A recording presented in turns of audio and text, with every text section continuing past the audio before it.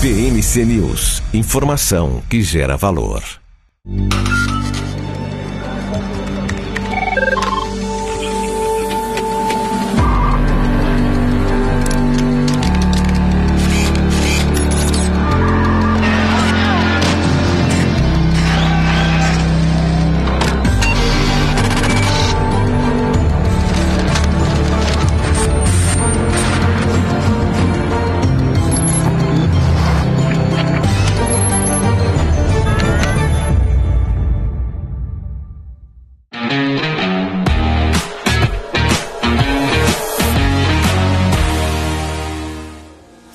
Olá, muito boa tarde, seja bem-vindo, seja bem-vinda ao BMC Market. Aqui você fica por dentro de tudo que está rolando com o mercado financeiro. As principais notícias repercutidas aqui com o nosso time. Eu, Felipe Nascimento, Alan Gani, também Alexandre Cabral. Vamos repercutir aqui todos os principais destaques dessa quarta-feira. Hoje é dia 23 já de novembro de 2022, a gente com muito assunto para repercutir, com muito assunto para bater papo aqui. Vamos então aos principais destaques do programa de hoje. O presidente do Banco Central, Roberto Campos Neto, fala sobre inflação e risco fiscal.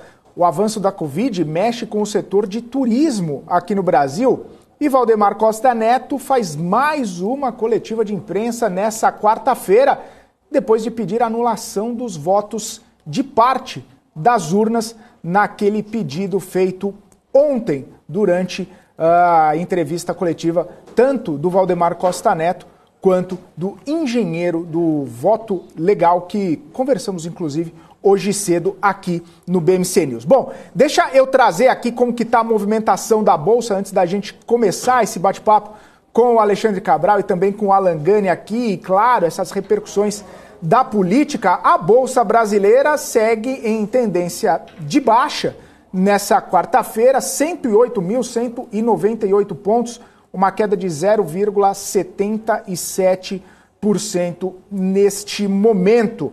A gente vê muitas empresas caindo, a principal queda nesse momento é de Cielo, de 6,24%, seguida de CVC, de 5,78%, Americanas cai 4,89%, Grupo Soma cai 4,67%, tem Cyrela também caindo 4,43%.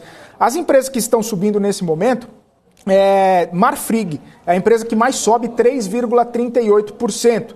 Também tem BTG Pactual subindo 1,19%, Redditor subindo 0,71%, e Gerdau subindo 0,62%. O dia não está muito bom para as empresas que a gente fala ali ligadas a commodities, né? Principalmente pelo fato de que tem muita questão envolvendo a situação do petróleo. O petróleo caindo bastante nessa quarta-feira, depois de toda aquela discussão sobre um preço teto do petróleo russo pela União Europeia e pelo G7, chegando ali a cerca de 65, 70 dólares, sendo colocado em votação na Comissão Europeia. Também existe toda a situação sobre a questão da desaceleração da economia chinesa, que poderia trazer consequências para o consumo ou para a demanda por petróleo. E aí o petróleo vai para baixo mesmo, o petróleo cai e não tem muito o que fazer. Inclusive o petróleo Brent, nesse momento, 4,26% de queda aos 84 dólares e 60 centavos.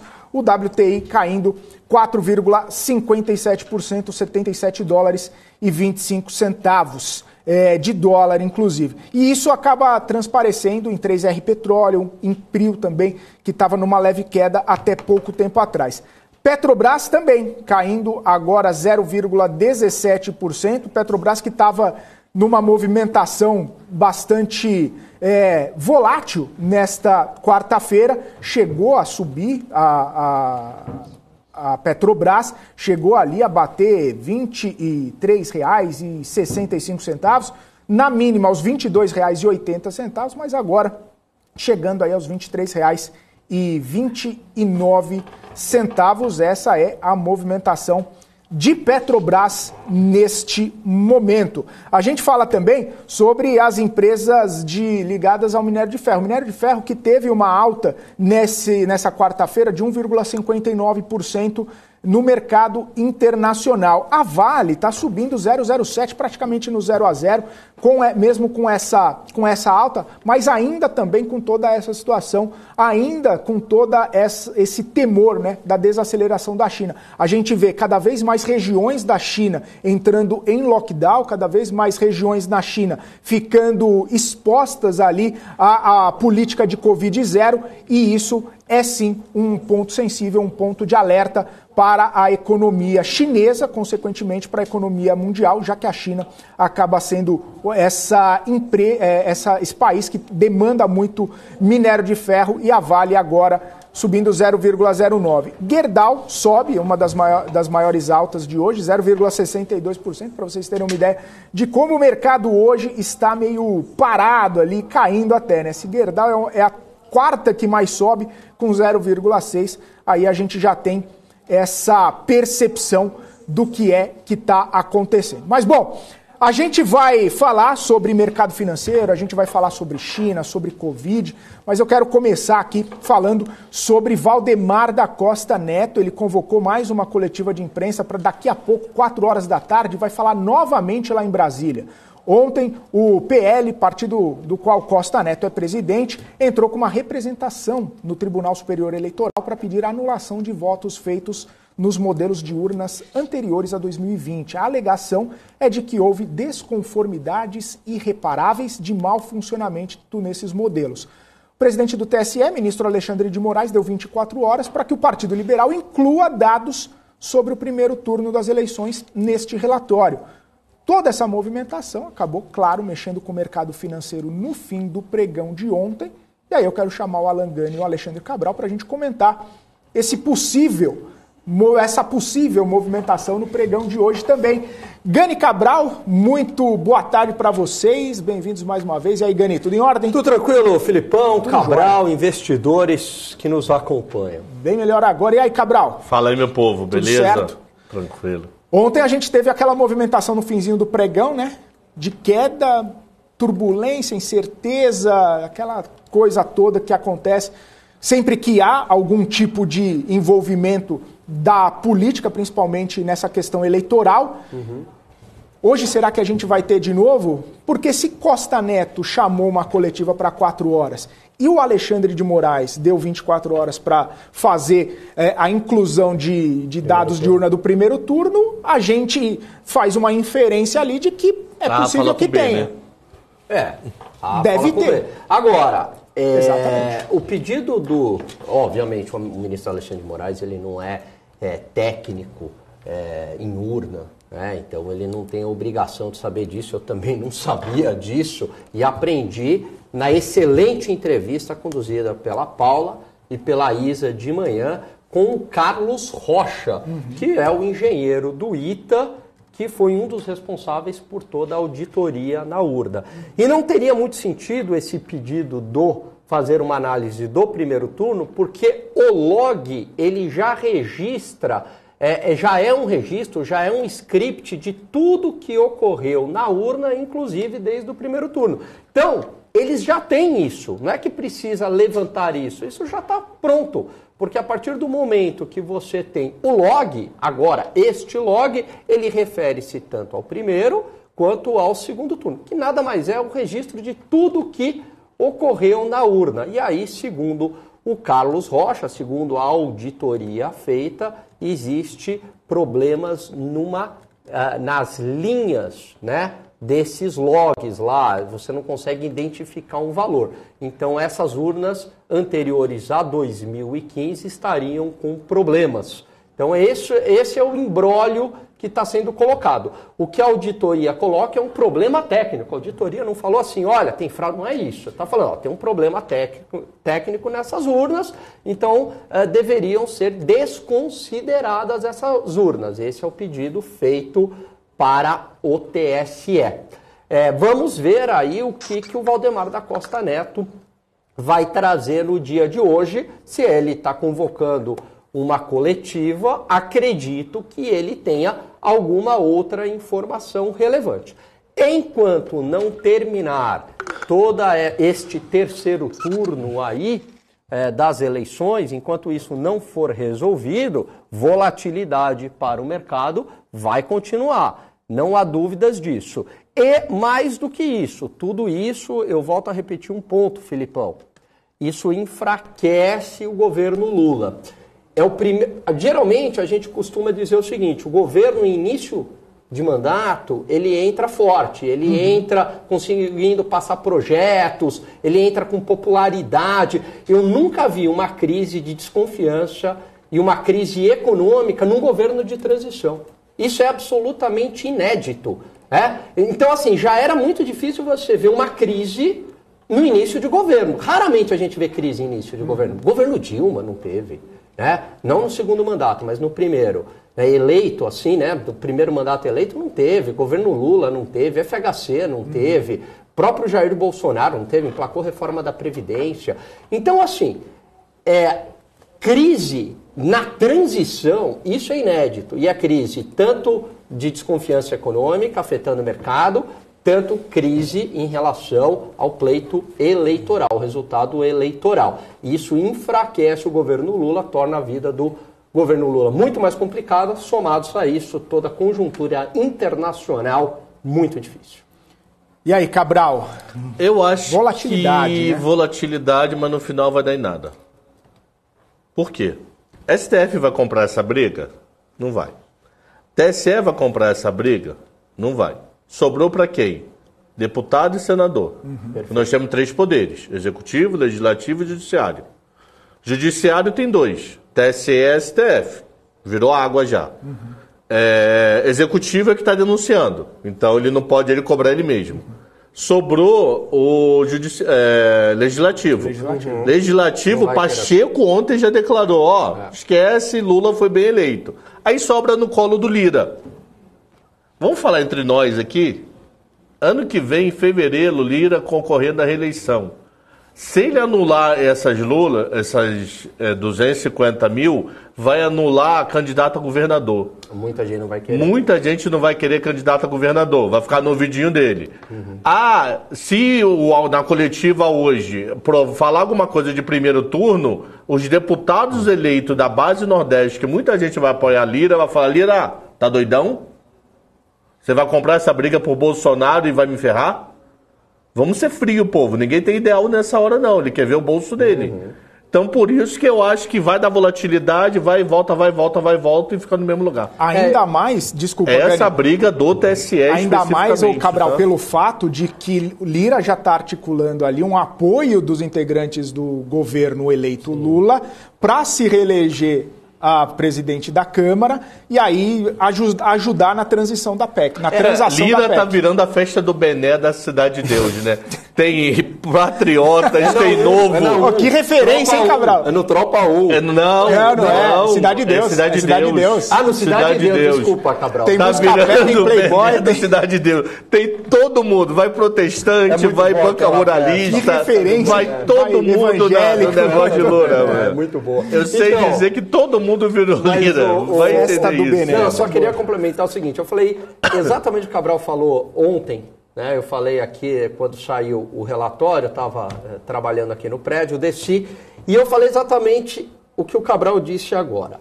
Para darem alguma coisa, não tem basta... que ser muito grande. Exatamente. Não basta um partido político pedir, tá? E aí o TSE vai julgar muito difícil, até porque, Felipe, não é um processo estritamente jurídico, técnico jurídico, é também um processo político. Você vai anular uma eleição, que é algo absolutamente inédito. Então isso precisa ter forças da sociedade querendo isso. E não ferra só o Bolsonaro, os governadores também. É mais emaranhado do que o impeachment, que é um processo técnico e político. Então veja, nem o impeachment é um processo estritamente técnico. Você pode ter lá uma prova cabal de crime de responsabilidade fiscal. Pode estar lá, prova cabal. né, para derrubar o presidente da República, se não tiver apoio da população, se os congressistas não quiserem, acabou. Fica lá o crime de responsabilidade, não acontece absolutamente nada. Porque quem pauta no impeachment? Presidente da Câmara.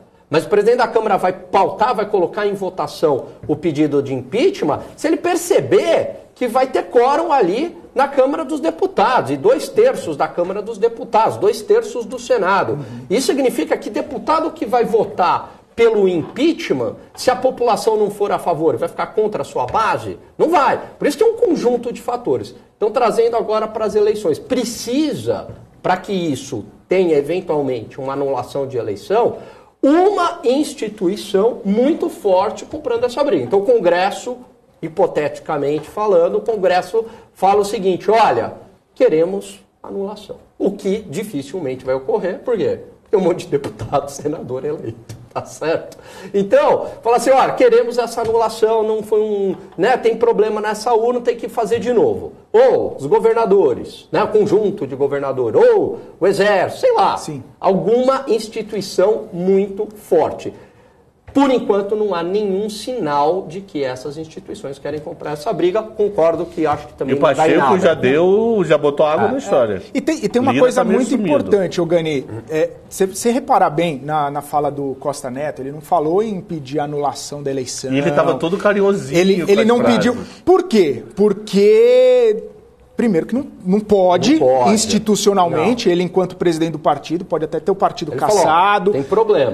Ele fala assim: olha, a gente quer que o TSE dê uma resposta. Exatamente. Ele tudo cheio de dedos Muito ali para cuidadoso, conseguir né? falar exatamente o que ele queria, até para não incorrer num crime, né? Ou até mesmo em algum processo administrativo da própria legenda dele. Imagina só o Costa Neto perder a legenda por uma questão técnica, digamos assim. E né? diga-se de palavras. passagem, tudo o que o Valdemar fez e a auditoria é legal, tá bom? Que muita gente tá falando, não sabe perder, não sei o quê. Não é isso, é legal. Tem uma resolução do TSE, basta entrar na lei, estudar, vai lá, entra na lei, artigo 51, ou assista a entrevista aqui da BMC, que eu aprendi isso na entrevista da BMC com o Carlos Rocha, tá lá. Essa resolução do TSE, você pode pedir uma auditoria pós-eleições, tá? E aí foi confirmado esse problema no log, né? Em toda a transcrição, linhas do log, né? Mais de 2 bilhões aí de linhas em 279 mil urnas.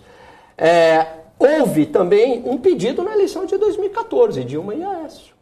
Também houve um questionamento. Então, tudo isso é dentro da lei. Tá? Então, isso é do jogo. Não é que ninguém está aqui... E outra, eles não pediram... não, queremos o Bolsonaro eleito. Estão falando, tem um questionamento aqui, a gente quer uma resposta. Agora, para isso avançar e se transformar numa anulação de eleição, etc. e tal, eu acho que é muito, mas muito improvável, porque tem que ter instituições comprando essa briga, é uma briga política. Somente se tivesse problema só no segundo turno e fosse só os dois, tudo bem. O fato de anular urna que tem governador de estado junto, já acabou. É muito difícil, Que governador vai querer anular, maluco? Dizer, não, tira meu voto aí. E a gente já percebe, isso aí é verdade, né, Cabral? Na hora que os governadores foram eleitos, muitos deles, inclusive, que apoiaram o Bolsonaro, já começa com o discurso, não, foi tudo tranquilo, né. Por quê? Porque você ganhou. Garantiu o seu já. Não, e tem até o próprio deputado Ricardo Barros, que inclusive falou hoje mais cedo aqui no BMC News, ele falou, olha, a gente não acha que vá ser uma mudança radical esse relatório e tudo mais, a gente acha, inclusive, até mesmo essa tese do Cabral, de que precisa de um apoio maior, precisa ter mais instituições próximas ali e ratificando essa situação. Então ele falou, a gente não acha que vai dar em alguma coisa, que vai anular a eleição, que vai ter outra eleição e tudo mais. E aí a questão é a seguinte, tudo bem, se ele acha que não vai ter nenhuma mudança, se acha que não vai ter nada assim, o intuito por trás é o quê?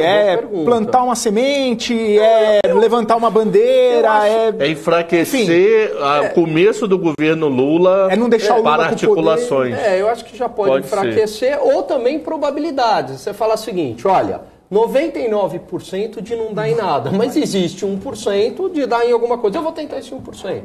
Entendeu? Então eu acho que pode ser isso, eu vou tentar esse 1%, mas mesmo, então assim, o incentivo para você fazer isso é alto, porque tudo bem, eu tenho 1% de probabilidade de acontecer alguma coisa e isso andar. Legal. 99 não. Mas mesmo que não dê em nada, eu fiz preço ali, né? Quer dizer, o Lula ele já entra muito mais enfraquecido. Veja, basta acompanhar as redes sociais, né? Ou não precisa acompanhar a rede social, basta você sair em qualquer cidade em frente aos quartéis para ver o que está acontecendo. Você tem uma revolta da população civil, né? Diante do ex-condenado que vai assumir a presidência da República, como se deu o processo eleitoral, né? Justo ou não, essas pessoas estão protestando. Isso enfraquece, não é mais aquele Lula líder carismático que saía na rua. Lula não consegue sair na rua hoje tranquilamente. Se for numa padaria, ele é hostilizado. E isso enfraquece, porque o presidente ele vive de popularidade. Sim. E o Congresso sabe disso, sabe que um líder hoje é bastante enfraquecido. Olha a equipe de transição, né? Você tem uma crise econômica numa equipe de transição, né? Nem terminou o governo, basta esses movimentos da equipe de transição, você já tem dólar subindo, bolsa despencando e juros futuros disparando, né? Então, politicamente enfraquecido e economicamente também. Cabral. Que não tem nada pra você. Tem alguma coisa pra fazer amanhã à tarde? Amanhã é Copa, né? Pô, amanhã... depois. Não, na sexta. Vai pra equipe de transição, né? Tem uma vaguinha lá. Pois tá todo mundo. Porque todo mundo tem 10 lugares, 12 pessoas, 13. Sabe o que falaram? É o maior cabide de emprego da humanidade. Alexandre Frota na cultura. Aí eu descobri o porquê. Porque ele tem um grupo de deputados que vota com ele forte. E a decisão da PEC é nesse mandato ainda.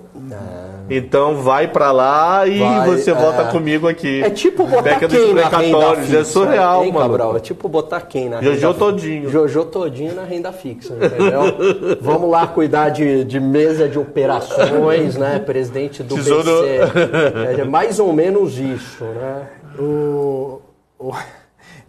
Eu ia falar para o Cabral, antes de entrar nessa história da transição e toda aí, né? São duas questões. A primeira, que o Gani falou, aquele 99% de não dar nada, 1% de dar alguma coisa. Então o Costa Neto fez uma estratégia de pozinho com o relatório. Pozinho. Ele fez uma estratégia de pozinho de qual input, que qualquer coisa ele abandona Bolsonaro e vai pra Lula e 2 tapas, mano. Ele jogou nas duas pontas, fez o pozinho e se der alguma coisa, ele estourou. Ele fez uma call e uma put americana de 4 anos. O que quer dizer uma put americana de 4 anos? Ele pode exercer a qualquer momento. Então, a qualquer momento ele diz tchau Bolsonaro e entra na base do Lula. Mas se der alguma coisa... Aí ele fica na base do Bolsonaro e tá tudo na situação desde Pedro Vaz de Caminha. Desde Pedro Vaz de Caminha. E a segunda coisa é que dizem as más línguas aí que com toda essa equipe de transição, o desemprego vai para 3% esse ano, viu? Tanto emprego na equipe de transição. Eu quero saber como é que vai comportar. A minha dúvida chegou. Só 50. São 50 remunerados, o resto é tudo... pelo Brasil. No sorriso gostoso não, do Geraldo Alckmin. Se candidata. Não, pô, se você tem capacidade técnica, não, por isso, você não vai. Por eu não sou chamado, entendeu? Por eu ter capacidade técnica, vamos lá, mas você mandar um WhatsApp lá para alguém da equipe, você consegue ter o seu nome. Tem uns nomes assim, legais, o Alckmin, né? O Alckmin é legal. Gosto do Alckmin, acho que, cara, né? Quer dizer... Foi muito tempo uma alternativa, né? Para quem não votava Mas no PT. tem uns nomes que, pelo amor de Deus, na articulação, o Alckmin, tô querendo dizer, né? Acho na que boa, faz bem. nada contra. Jandira Fegali na cultura, meu Deus do céu. Não, é um negócio assim, na cultura é Eu paro para pensar o que Jandira Fegali sabe de cultura. O Frota na cultura é um negócio... Ele, Jandira Fegali... Quem tinha mais um outro nome Benedito, assustador. não é? Era o Túlio Gadelha. E tem os nomes que eu não conheço. Deus, assim, o Marcelo Calero. Marcelo Calero tipo era você secretário. botar um cantor de funk para tocar Beethoven, né? É uma coisa mais ou menos assim. Bora, vai. Falando em equipe de transição, lembra daquela carta lá do Baixa, do Malan e do Armínio Fraga? Lembro. Hoje, o ex-ministro da Fazenda, Pedro Malan, ele falou de novo, né? Ele comentou aí que tem expectativa de que o governo Lula adote uma condução responsável da economia. Falou que ele e os outros economistas decidiram votar em Lula no segundo turno justamente nessa expectativa dessa condução responsável. e que, né, na sua avaliação sobre a PEC da transição proposta, diz que está avançando, mas que ainda é prematuro fazer qualquer tipo de avaliação. Ou seja, deu uma batida com aquela carta e agora falando, olha, vamos ver se a carta faz algum tipo de movimentação aí, faz algum tipo de mudança na perspectiva e a PEC seja responsável. A PEC, inclusive, que ia ser apresentada hoje, e aí parece que deu um problema lá. Se não for hoje, semana que vem, porque amanhã é jogo. Amanhã é jogo, sexta-feira é sexta. Sexta é pós-jogo. Sexta é sexta. Então, se não for hoje, é semana que vem. Não, e aí segunda não dá, porque é jogo de novo do Brasil. Aí quarta-feira é meio da semana, sexta tem jogo de novo. Tem que ver que dia quando acaba a Copa, né? Mas, enfim, é interessante, né, ver essa movimentação. Eles resolveram fazer uma carta, publicar num veículo de grande circulação para dar aquele choque. E agora falam, não, vamos ver, ainda não saiu nada ali, eu espero, eu ainda imagino que sejam responsáveis e tudo mais. Então, mas acreditaram ali no canto da sereia. Olha, não, vai ser pragmático, né? Uma espécie de wishful thinking. Mas aí, dado a PEC de transição, dadas as movimentações, dadas as incertezas dos ministros, de quem serão os ministros, principalmente o ministro da Economia, esse pessoal começou a ficar preocupado. E eu até, vocês são testemunhas disso, eu falava, eu acho que não vai ser esse governo ao centro, paz e amor, coisa nenhuma, pragmático, né? Essa era a minha aposta. Poderia estar completamente errado, posso ainda estar completamente errado. Às vezes o Lula vai lá dar um 180, tomara, e surpreenda todo mundo e me dê um cala-boca. Por enquanto não é o que se configura. E aí esse pessoal resolveu, né, ficou preocupado. Agora, se essa carta, o efeito prático disso, tem ali, tudo bem, uma pressão de grandes economistas, né? De peso, mas isso vai depender do que não só o Lula, mas o entorno do Lula vai acatar. Se realmente vão fazer esse governo mais pragmático. O que eu acho que se eles não fizerem isso, eles têm dificuldade de governabilidade. Porque é difícil você governar sem o mercado financeiro. Quando você perde o mercado financeiro é complicado. Porque daí é juros para cima, é dólar para cima, é bolsa para baixo. E isso começa a chegar para a população. Tem efeitos reais para a população. A população começa a reclamar. E aí, como é que fica? Então, acho que até estrategicamente vale a pena eles entenderem isso, né? E não acho que são políticos amadores para não entender isso. E aí, Cabral? E o senhor? Eu meio que achava que Lula poderia ser um Lula diferente do Gani. Por enquanto eu tô queimando minha língua. Um Lula um pouco mais do tipo, quero mostrar que eu fui injustiçado, vou fazer um bom governo para entrar na história. Por enquanto eu tô queimando minha língua.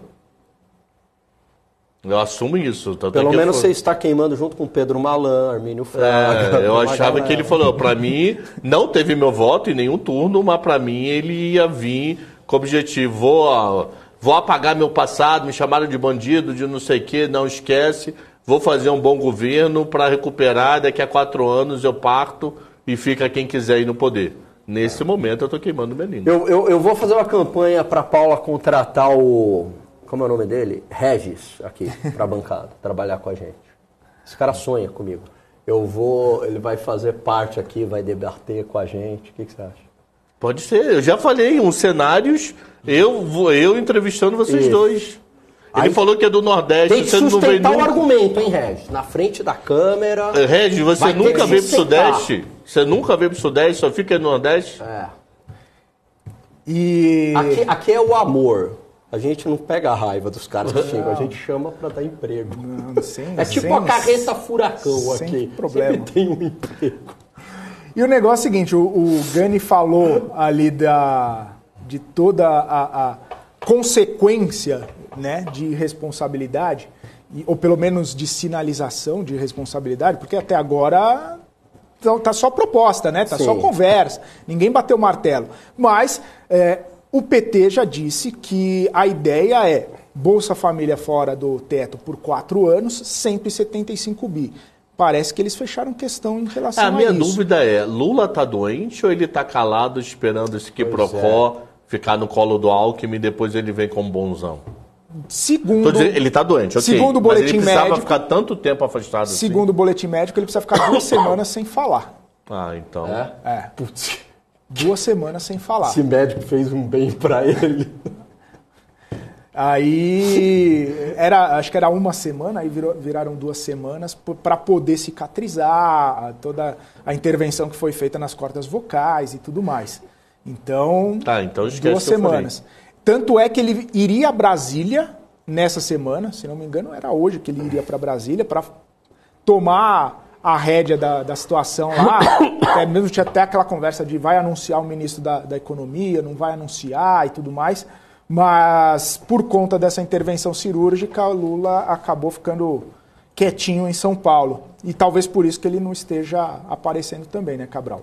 Não fala nada, justamente porque não pode. Né? E o Lula, geralmente, quando o Lula fala de improviso, é muito ruim. Assim como o Bolsonaro também falava de improviso, era muito ruim. Né? Poucos políticos conseguem falar de improviso, falam até bem com retórica, não Lula, com a retórica e tal, mas poucos políticos falam bem de improviso sem falar besteira.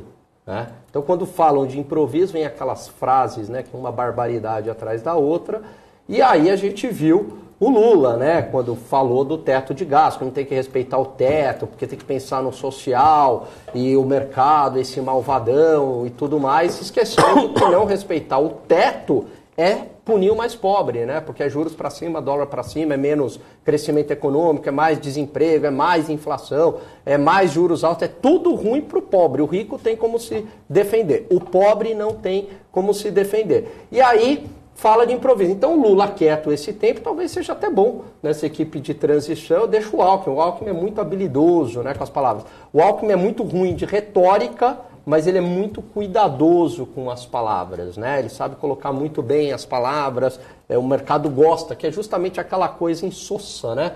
O picolé de chuchu, então não forma preço. Pior coisa nesse momento são pessoas agora falando qualquer coisa que gere turbulências no mercado. Ontem mesmo, quando o Alckmin estava falando, né, anunciando a equipe de transição, ele falou sobre responsabilidade fiscal, falou sobre ouvir o Congresso, porque apresentariam a proposta e ele teria que ter uma devolutiva do Congresso para ouvir quais são as propostas, quais são os pontos importantes ali a serem discutidos, ou seja, não fechou questão, deixou tudo aberto para poder abrir um canal de diálogo. Mas tem uma coisa importante, Gani, você estava falando aí sobre essa situação aí da responsabilidade fiscal e de que o social não necessariamente tira a coisa do fiscal, não tira do social não tira do fiscal, mas que isso acaba trazendo bastante incerteza.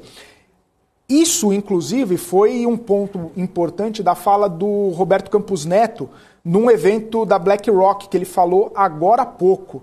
Né? Ele esteve nesse evento, fez um discurso ali. Eu vou trazer alguns pontos aqui para a gente debater.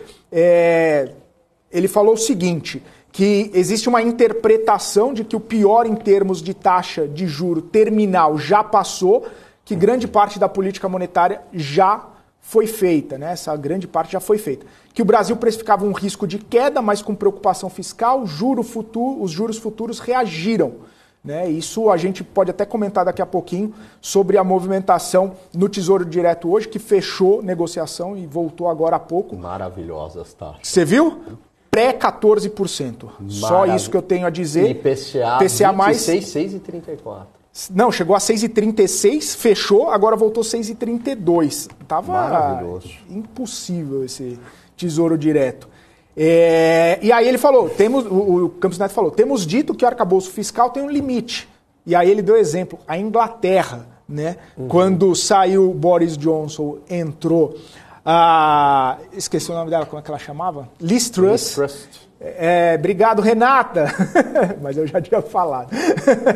Liz Truss entrou, teve toda aquela coisa lá, né, de risco fiscal lá na Inglaterra. Ele falou, olha, Inglaterra é um exemplo de que o arcabouço fiscal tem um limite, passou do limite, o caldo entorna. E aí Campos Neto falou que precisa de uma política para fortalecer o lado da oferta, trazer a inflação para a meta, é um ganho social.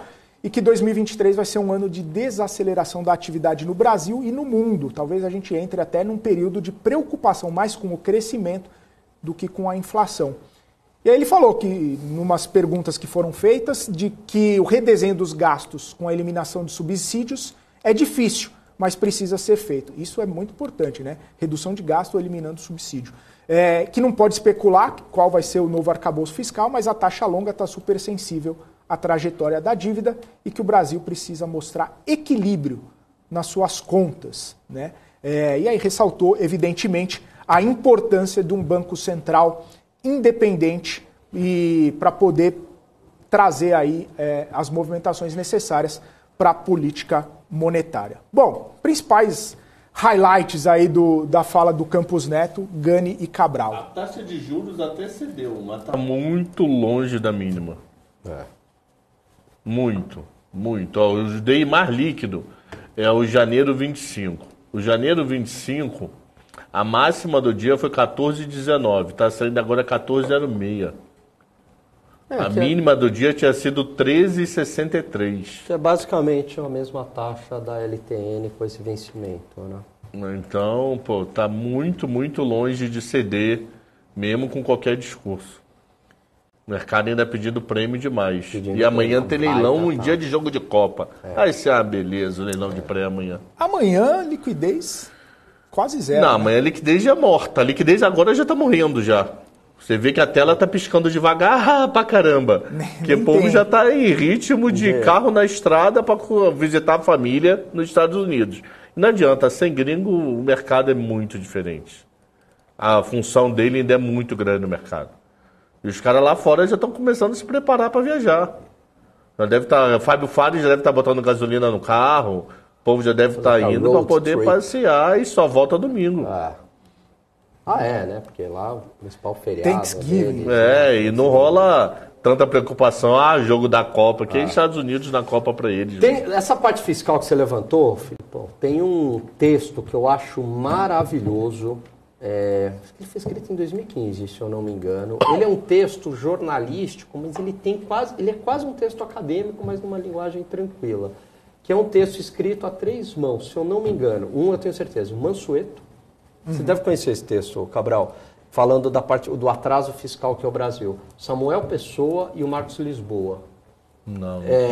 E aí, esse texto traz todo um... Assim, eu não lembro onde ele foi publicado, mas ele é fácil de achar. Você dá um Google aí e você tem toda essa trajetória fiscal brasileira. E eles conseguem mostrar de uma maneira muito didática e muito embasada, 3 grandes economistas, como a questão fiscal nos condena ao atraso. Então a gente está falando de 3 grandes economistas. Então vale muito a pena ler, quem tiver paciência e um tempinho para ler. Aliás, o texto é muito bem escrito, vale a pena. Eu vou ver se eu acho aqui. O ajuste inevitável. Perfeito. Só confirma os autores, por favor. Marcos Lisboa, Mansueto Almeida e Samuel Pessoa. O ajuste é físico. O ajuste inevitável. Isso aqui você coloca o ajuste inevitável no Google, você já acha... É maravilhoso esse texto. Cerca de 9 páginas ali de... Um dado curioso, Samuel Pessoa é físico. É físico? É mestrado e doutorado em economia, mas ele é físico. Mas hoje... Mas o que tem de físico no mercado financeiro também... De lote. O Fábio Kanchuk, engenheiro do ITA, sabe o Kanchuk? E mestrado e doutorado em economia. Tem muito engenheiro no Não, doutorado direto financeiro. ele, né, em economia. Mas esse pessoal aí tem raciocínio lógico. Né? Muito engenheiro, muito físico no mercado financeiro. Tem tanto nome aí, né? Por que vão de Haddad? Samuel Pessoa, Mansueto, Marcos Lisboa, Kanchuk. Tem vários, tem tantos aí. Alexandre Cabral. Não, tesouro eu até pego. Agora, isso que eu ia falar, o tesouro que você quer, né, Cabral? Tesouro eu pego. Ia fazer uns leilão no meio do nada para inverter curva, mano. Curva agora abrindo, eu chamava o leilão de LTN em janeiro 25 na cara do povo. Mas pode? Leilão em 2 minutos. Mas pode? Poder pode, mas aí fica eticamente ruim com o mercado vai reclamar porque não avisou antes. Porque não meteu editar em 24 horas. Eu mandar o mercado pro caixa-prego, mano. Isso aí, que você vai fazer o negócio pra segurar, né? Então metia no meio do nada. Agora leilão é ESG, tem que avisar da véspera, ou marcar horário pro dia seguinte. Não, metia no meio do nada. Chamava fazer que nem Gustavo Franco. No meio do nada tinha um leilão. Boa. Eu tava lá de boa, tranquilo, piscava Gustavo a tela do Franco Banco é outro Central. nome E quem participa? E quem Leilão do participa BC. num leilão assim do nada? Os dealers De são surpresa. obrigados, que são 14 instituições. tá. Aí os outros entram ou não. O Gustavo Franco é outro cara extraordinário, né? Gustavo Franco, eu acho que ele se reaprendeu, né? Porque ele segurou muita variação cambial lá atrás. lá atrás teve uma isso. teimosia meio forte. Mas assim, tirando esse episódio, É um cara muito bom. O Ramos está perguntando se você acha que vai chegar IPCA mais 7 em algum momento. Sei lá, maluco. sei lá. Na dúvida faz preço médio. Tá bom já, né? 6,30 é uma bela taxa. Ontem a gente falou 6,14 e falou, Filipão, audiência, a gente pegava aqui de manhã cedo, ele falava, pô, a taxa tá tanto, o que você lembra disso? Lembro. 5,10, eu falava, nossa, que taxa 5,10. alta, legal, né? Pô, mas 5,10 não é no nada. meio ali dos caminhoneiros, dos 1.000 conto do caminhoneiro, teve pior do que tá agora. Teve. Tá quase chegando Lá lá. no 2018, Ali em julho. Acho que chegou Em julho, quando foi R$1.000 de caminhoneiro, Acho que foi 5,50, auxílio alguma coisa assim, taxista, auxílio não não foi sei o quê. 6,20? Acho que chegou 6,20. O leilão, pelo menos, foi bem pior do Tesouro. Ah, não, a do IPCA mais eu não sei não. Viu? Vamos ver aqui, ó. Se Dá para chegou ver a aqui, ó. mais. Histórico de preços e Se taxas. chegou a mais. NTNB principal, baixar arquivo. Porque Arquivo baixado. é bastante, né? E aí, a gente olha no pré-14, pré-fixado 2025, ponta curta, tá? Como diz o Fernando Vanucci, 2025 é logo ali. É logo ali. Né? Dizia, né, Fernando Vanucci. Tava loucão, né, aquele dia. Ó, Remédio, quanto tá remédio agora pra a ansiedade. NTNB 2035? Fala. Oi? Quanto tá agora? 6,25. Não, bateu 6,41 no dia 27 de julho. Não, Foi mas o auge da confusão do daquela PEC 2, que dava estado de emergência para o governo. Aí ele deu R$1.000, taxista, vale não sei o Quanto quê. chegou? Pega 6,41. Qual é? 27 de julho, 2035. 35. A 35. Que é a mais líquida da NTNB principal. Porque é mais 6,41 antiga. é também. É, uma bela taxa. Então... Eu tenho 35, né? Mas travar... Agora, por exemplo, se você pega a 26, hoje ela está com a taxa maior que a hoje, no dia de hoje. Hoje. Quanto ela tá com a taxa hoje? 35 e as outras mais 45. E a 45. Então eu falo, pô, você tem mais taxa para menos prazo, menos risco. Acho que não A tem muito o que 26 já bateu pensar. 6,47 em julho Tá desse ano. chegou a 36 hoje. Bateu 47, Maravilhoso. porque assim... Ela tá. 36. Mesmo pré, né? Acho que tá numa taxa. Porque, vamos falar a verdade, você ganhar 14% de maneira composta. Mas pensa isso no mercado de ações. Não é pouca coisa, não. Tem que. Pô, e se você for para iniciativa privada até 250, você tem CDB rodando hoje a 15,80. Sendo oferecido aí nas plataformas. O problema é só a 15,80, liquidez, né, do CDB. Então, porque não... Ah, mas não, aí você carrega, não tem que essa quem carregar. liquidez. carregar, quem quiser carregar. Mas e o risco desse aí? Ah, pra mim de boa. Não, mas tem FGC. Tá, tudo bem, uma garantia lá, mas se quebrar dá um trabalho ir dá atrás do trabalho. FGC. Se tiver uma crise E se você sistêmica, recebe, você também recebe o recebe. principal, você não recebe com juros, né? Recebe com juros. Com tudo. juros? Você Tudo. recebe com juros até o dia que quebrou. Até- E qual o prazo de recebimento hoje do FGC? Não tem. 20 dias, 20? 15 dias e tal. Porque uma vez eu liguei na FGC, eu fiz essa pergunta. Tem essa tabela, eles Cara, divulgam fala- no site deles. Eu dou muita aula de FGC. Você vê lá, acima de 30 dias é coisa dos anos 90. Qual foi o último banco que quebrou? Era Você de lembra? casa, mas quebrou um outro depois da de casa, que acho que foi Next. Isso é fácil, que é FGC. O último banco que entrou no FGC. Porque .br. daí daria pra pegar o rating dele lá e ter uma ideia, né? É que também você pega uns... Você falou 18, Cabral? 18 no Ó, intervalo CDB? de pagamento. O último que quebrou foi CHB CI Hipotecária. Ele pagou 34 dias após você ter dado a intervenção. Um mês. Antes, O mais longo. isso foi em 2021. Mais longo. O mais longo, putz, é lá nos anos Caixa Prego. Banco Financiamento Internacional, BFI, em 1996, Demorou quanto tempo? 3 anos. É. Mas em 1996, É, outro sistema é outra bancário, história, né? Outra Agora, do história. momento que quebra até você receber o dinheiro, não é corrigido. Mas também 20 Por exemplo, o dias não Banco é nada. Neon em 2018 demorou 14 dias. Domus em 2018 demorou 15 dias. Então você tem história muito antiga que demorou muito. Agora, nada impede de se repetir. O mas FGC, acho que vale o risco. Se tiver uma crise sistêmica, aí acabou. Então ele funciona muito bem quando você tem problema pontual no banco. Agora tem uma crise igual nos Estados Unidos, acabou, aí não tem dinheiro. Quebrou todos os bancos. Todos os bancos não tem dinheiro para todo mundo. Todos os bancos viraram Lehman Brothers. Mas aí o nosso regulador é muito forte para deixar isso. Quanto a isso, a nossa eficiência de regulação é muito melhor que a americana. E houve um grande aprimoramento também depois, que o Brasil já estava até aprimorado nesse sentido, né? Pós-crise de 2008, que foram os acordos de Basileia, né? 1, 2 e 3. Então, enfim. Ou seja, 18% num CDB é melhor do que um tesouro. Se você pegar um CDB que me ofereceram hoje V&meio a 15,80, ele é 5 anos, dá 110% no período, você dobra a tua grana. Te falar uma coisa, né? Chega cliente e fala assim, putz, me fala um negócio, aí você indicações e tal. Dor de cabeça, porque cai. Aí a pessoa fala, mas é longo prazo. Aí ele fala, eu sei que é longo prazo, mas é longo prazo só na teoria, entendeu? Na prática, quando você vê teu investimento, de repente, você fica desesperado. Você perde 5%. Agora, você fala renda fixa, 14%, 15%, o cara só vê um negócio assim, fica feliz, entendeu? Mas teve marcação a mercado, foi lá para baixo. Isso que eu ia falar, mas tudo bem, não tem problema. Segura que no vencimento você vai ter 15% de maneira composta. Então faz o seguinte. Dá dor de... Por isso que é difícil alavancar o mercado de ações no Brasil, porque a renda fixa é muito forte aqui. A não ser quando a Selic está 2, aí você não tem nenhum incentivo para ir para a renda fixa. Mas quando está nesse patamar, é difícil. Possivelmente até... tendo mais um ganho garantido. Não é? Ganho garantido nessa taxa, meu. 15,80 é muita Pelo taxa. Amor de Deus. Eu penso, às vezes, eu vou aqui comprar essa empresa. Eu olho a renda fixa, não. Algumas empresas eu não consigo fazer a troca ainda por renda fixa, não. Tipo assim, quando eu olho Arizo abaixo de R$88, de 87, eu paro para pensar, Arizo, mano. Isso é a máquina de fazer dinheiro. Não, tem umas assim. E hoje tá caindo quase 4, né, Cabral? Então. Nossa. Daqui a pouco eu vou pra casa, mano. Não liga a home broker não que vai dar droga. Tem pregão até as 18, fica tranquilo. Não liga a home broker não que vai dar droga.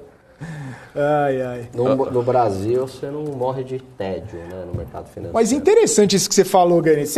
O cliente olha a renda variável, 2 meses... perdendo, tomando um fumo ali. Na marcação a mercado, ele também está tomando um fumo. Só que o cara fica tranquilo porque ele olha o longo prazo. E para mudar a mentalidade, fala assim, você vai comprar essa ação, mas ela tem um vencimento, 10 anos. Mas aí que tá, porque você fala assim, não tem esse vencimento. Pode ser daqui um mês, 5 meses ou 10 anos, né? Mas você vai ter, ou não, né? Ou não. A renda fixa, nesse prazo. Uma das características que define a renda fixa é o prazo definido, né? No cadastro, né? A renda variável você não tem prazo de vencimento. Né? Pois é, mas ia ser engraçado. Você fala, a renda fixa, 2 definições, prazo definido e indexador que te leva ao vencimento. O resto acabou. O resto acabou. Tudo você só tem uma forma de remuneração conhecida. E por que o pessoal está falando que para você ficar esperto na marcação a mercado? Que a virada do ano muda 100% do mercado, vai ser marcado a mercado sem nenhuma exceção. E aí você vai perceber o que algumas trolhas você grandes tá tomando. Você pode ser que não tenha e tem. O que acontece? Hoje, corretoras, assessorias de investimento, né, que levam para as corretoras e tal, tudo é marcado a mercado, tá? Obrigatoriamente. Você é obrigado a marcar mercado. Não é que vai passar a marcar mercado. Isso desde 2002. Só que você vai ser obrigado a informar o teu cliente. Tem que ser transparente, tá? Então, o que acontece? No Tesouro, eles já fazem isso e fazem um trabalho muito legal lá, né? Então, você tem um preço que eles chamam de preço teórico, que é o preço na curva do papel, e você tem a marcação a mercado oscilando, né? Então, assim, o preço a mercado pode estar acima da curva ou abaixo, tá? Então, quem costuma acompanhar os seus extratos de investimento pelo Tesouro já está acostumado com isso. Acontece que muitas corretoras, assessorias de investimento, etc. e tal, não fazem isso. Tá? Então o cliente ele acha que ele está lá com um título que está dando IPCA mais 6,5% ou 15% ao ano e de repente, da noite para o dia, ele vai, opa, mas peraí, eu comprei um troço que era para dar 15% e está dando 3% ao ano. Né? E aí, como é que você explica isso? Acende o alerta. Então isso decorre da marcação ao mercado, que essas instituições vão ser obrigadas a informar. Bom, aí vale o seguinte, para a pessoa física, se você resgatar de fato antes do prazo, você pode tomar um fumo. Como você também pode se dar bem, dependendo né, se a taxa caiu em relação à taxa que você entrou. Agora, se você carregar até o vencimento, e esse é o grande barato da renda fixa, você ganha exatamente a remuneração contratada. Né? Mas quando você vende antes, você não vende pelo preço na curva, você vende pelo preço de mercado. Então, o preço na curva é na taxa que você pagou lá atrás. O preço de mercado é pela taxa do dia, né, que está sendo negociado o papel. Maravilha. Entenderam, né? Então tem que ficar muito esperto, porque a partir do começo do ano vai ser obrigado a informar a marcação a mercado. Não que ela não exista hoje, ela existe. Só talvez não é informar. Tem um case muito legal que eu dou em aula, que é um case de 2002. Inclusive foi escrito pelo Ricardo Rocha, que já esteve aqui. E esse case mostra uma crise no mercado de fundos. Ali sim, foi uma crise porque implementaram a marcação ao mercado. Então chegou o Banco Central... Implementou 2 vezes. 2 vezes, E falou, não tinha, não agora tinha. Tem. E qual que é o problema? Quando você não tinha marcação ao mercado e marcação na curva, você podia estar ou beneficiando o cotista que ficou no fundo ou expropriando ele, que saiu antes. O último apaga a luz. O último apaga a luz. Né? Taxa subiu, você estaria saindo com preço menor, não é isso? Não, você saía com o preço na curva e deixou prejuízo para o cotista. Aí veio lá o Banco Central, aí entrou a CVM, uma loucura, porque daí a CVM antecipou. E aí tinha uma dúvida. Eles deram... Nos bastidores eu conto o motivo da antecipação. Gravado eu não conto, não. Foi um pau que rolou numa live, num evento que eu estava ao vivo. Você me conta que eu dou esse case em aula. E assim, o que era bem interessante, os fundos, eles tinham fundos que já marcavam a mercado, mas você tinha um prazo para se adequar. E aí, nesse prazo, ou você se adequava no último minuto, foi 3 meses, ou aos poucos. E aí, justamente esse é o case, né? Qual era a melhor estratégia? Você vai mostrando um prejuízo aos poucos, ou de uma vez e corre o risco, às vezes, de nem aportar mostrar um prejuízo, às vezes um lucro, ou da noite para o dia. Como é que... Então é bem legal esse case. E não tinha um calendário, o mercado esperava que ia ser em outubro. Aí, devido a esse pau... o BC falou, então tá bom, Corpus Christi. Agora. O mercado falou o quê? Corpus Christi, daqui a 20 dias vai ter nova regra. Ixi. Maluco, teve sexta-feira não é da Paixão, né? Sexta-feira comum lá do Corpus Christi, que teve fundos da Caixa Econômica rodando menos 5% no overnight. Como diz o Cabral, foi barata voa. Maluco. Deu rod. Peruca voa, deu muito rod. Deu rod geral. Deu. Gente, a gente precisa fazer um break aqui, um intervalinho rápido. Na volta a gente fala de mais mercado, mais histórias, e tem até um caso interessante que aconteceu. Quero a opinião de Dani e Cabral. Daqui a pouquinho, logo depois do intervalo, fica aqui com a gente.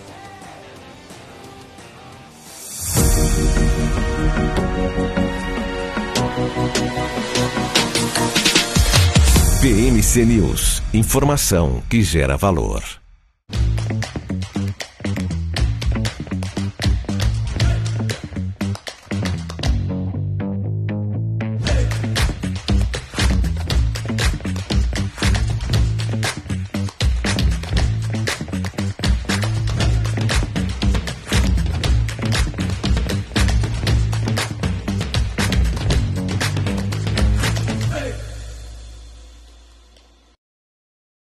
As empresas que fazem parte do seu dia a dia estão em uma das maiores bolsas do mundo, a Nasdaq. E a boa notícia é que você pode investir nessas empresas diretamente pela Avenue, sua corretora nos Estados Unidos. Com os dados das ações dos Estados Unidos fornecidos pela Nasdaq em tempo real, o cliente Avenue pode acessar diretamente as maiores bolsas do mercado americano. Entre neste mercado de tecnologia e inovação. Acesse avenue.com.br/Nasdaq e seja bem-vindo ao mercado global.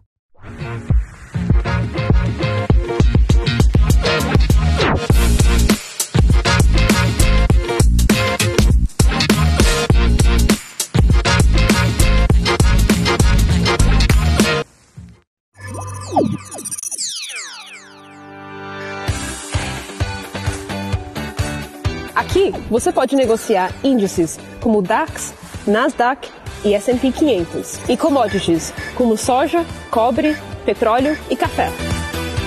Além de ações e ADRs das maiores empresas do mundo, como a BMW, Google, Apple, Netflix e Disney.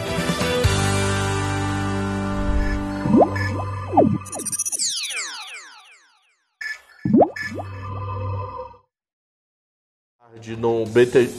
Estamos de volta aqui no BMC Market, 2 horas e 57 minutos. O Cabral estava no meio de uma palavra para terminar a história aqui, então vamos trazer todo mundo aqui na nossa tela, porque o Cabral, eu lembro aqui, o Cabral, você entrou no estúdio da BMC, Alex André estava sentado aqui nesta cadeira, estava falando sobre Tesouro Direto, e você falou, poxa vida, tem uma história boa de Tesouro Direto para contar. E aí... ficou esse gostinho de quero mais, e aí eu quero saber... Não é de taxa, o que acontece? Continuando a história de ontem, aí eu apliquei no CDB, o CDB não pode, porque ele não garante ele mesmo, que você ia entrar no cheque especial. Não entrou. Completamente compreensível, entendi a alegação deles, faz sentido, eu não garanto eu mesmo, aí eu resgatei do CDB, dinheiro veio rápido... Só que tomou um fumo, né? Aos reais, não, porque ganhei dinheiro. Mas deixei muito imposto na mesa, mas foi positivo. Porque mas era liquidez diária. Né? Liquidez CDI e liquidez diária. Tá. Porque para poder aceitar margem de garantia tem que ter liquidez diária, porque se der algum pau ele consegue fazer grana com o CDB. Aí tudo bem, resgatei. Quando eu fui aplicar, Tesouro Direto fechado. Vim para a BMC, trabalhei, não sei o que, fui para casa. Cheguei em casa, 4 horas eu apliquei. Quando eu apliquei, o sistema travou. Puta. Aí o que acontece? Na cabeça do Pactual, eu apliquei 7 horas da noite. Quando eu apliquei 7 horas da noite, eu não apliquei ontem, eu apliquei hoje. Como eu não apliquei ontem, eu apliquei hoje, o meu dinheiro ficou solto. Ele não era nem conta corrente, nem título público. Então ele não podia garantir minhas opções. E minha conta ficou mais negativa ainda. Aí o que eu tive que fazer? Eu mandei uma grana para poder cobrir e amanhã eu tiro ela de volta. Só para poder não ficar com cheque especial por 2 dias. Que situação. Aprendi, né? Aprendi, faça direto LFT. Então, na hora que eu fiz, o direto suspendeu, aí por aí eles virou 7,5. 7,5 já era hoje, não mais ontem. Aí ficou solto. No solto, eles não tinham nem acesso à grana nem ao título. Então, eles não podiam usar como garantia. Aí eles pegaram o dinheiro do conta corrente como garantia das minhas vendas de put. Aí eu ia ficar com cheque sem fundo. Para evitar cheque sem fundo, eu botei dinheiro. Beleza. Hoje eu já falei com a Carol 300 vezes de manhã pro WhatsApp. Parabéns, assessoria Sarinvest. Resolveu rapidinho. Carol, o caminho das pedras é esse. Para ser mais rápido. Senão a gente vai ficar indo, mandando e ver. Então faz logo isso, amanhã eu vejo o que faz. Perdeu o cabelo, Cabral? Não, mas sabe aquele papo? Porra... Pô, se eu soubesse antes, seria mais simples, né? Aprendeu, né? Aprendeu. Como ela falou, ninguém nunca tinha feito isso antes aqui. Então aprendemos. Compre LFT, não use o banco da própria empresa como margem, porque ela não se garante. Que nem B3, né? Você não pode botar a ação da B3 como garantia de produtos, porque ela não garante ela mesma. Boa. Muito bom. É isso. 3 horas em ponto e chegamos ao fim. E que não chega ao fim é a goleada da Espanha, né? Tava 3-0. Tava? 7-0. 7? Não, a gente tomou de 7 também. Costa Rica também. Mas Costa Rica, tudo bem. Agora em Japão hoje, hein? Japão, meu amigo. Zico fazendo história, rapaz. Bom, e no bolão, eu ia falar do Brasil. Não tem ninguém ganhando bolão. Bolão, o pessoal não... Nenhuma empresa. Quem ia botar Japão, quem ia botar Arábia Saudita, ninguém. Sem chance. Ih, rapaz, Marlene Matos da região. Você veio ver o jogo, é isso? Você foi ali, viu o jogo e voltou. Marlene Matos. Pessoal, até amanhã, se Deus quiser. Forte abraço. E amanhã é um programa especial, a gente vai falar só sobre Brasil, só Copa. Não, brincadeira. Amanhã é o desafio da audiência, hein? Amanhã a gente vai dar uma baita audiência em dia de Copa. A gente vai fazer o pré-jogo, esquenta do jogo. Claro, vamos falar de futebol. A gente podia fazer um programa durante o jogo, do jogo, né? Podia, falando... Comentar o jogo. Podia. Assiste qualquer lugar, qualquer coisa, Ia ser melhor. Bom... Na Globo tem uma lá que, bom, enfim. Acho que não, porque o Cabral é muito clubista. Ele só ia falar, ó o Pedro, Pedro é primeiro, mano. Tem alguém do Corinthians na seleção? Claro. Quem? Adenor. Eu não conheço mais ninguém. Eu só conheço o Neymar. Famoso Tite, rapaz. Eu cria do atualmente do Corinthians. É isso, rapaz. Cria do Corinthians. Ganhou projeção mundial com o Corinthians. Pegaram o cara que era do Sub-12 e botaram o técnico do Corinthians ano que vem. Imagina a droga que vai dar. Muito Corinthians. Gente, precisa ir embora. Abraço, Cabral, abraço, Gani. Valeu. Até amanhã. É isso aí, pessoal. A gente vai ficando por aqui, 3 horas e 2 minutos. Vocês ficam agora com dinheiro, com Rafael Pasquarelli, conversando com Leonardo Teixeira, sócio da Iporanga Ventures, aqui na BMC. Eu volto amanhã com o Alexandre Cabral, com o Alan Gani, fazendo essa discussão bacana e bem-humorada aqui sobre o mercado financeiro e outras cocitas más. Forte abraço, tchau, tchau.